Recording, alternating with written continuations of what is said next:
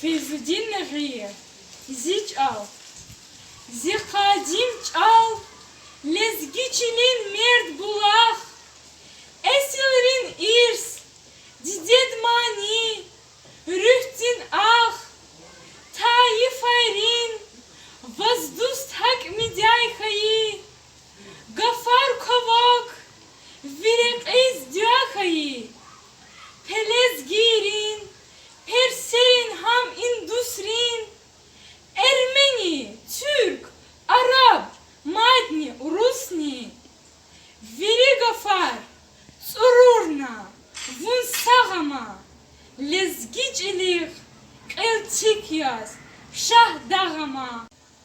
Kuvat gana na didedin laylaydis, Kuvat gana na şarvili baladis, Leknen irqir, qif, leqendi, maşaqti, şirşirya vundağdin, çarçar bulaqdin, vihar sagaf, saqizilyat imina, çagurna vun, Süleymana, imina, şumud rahul, avaknavi bulaqdis, vun bubayri, düzmişnaçi bulaqdis, karşhanavul, elqesçilel alpandin, küredini, Kubalini, Şarlandin.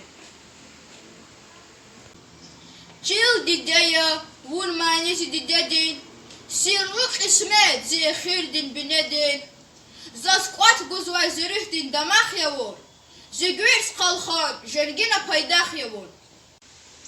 Khoyaluhu shimud was khain khana, Gutsa Allah masabur khain khana, Un kocherik vehena cheb yunetas, Da pant ara, da pangite huneta. Aludayta eger zun rikalay, Khadim gunhi, kokta zunni kilelay.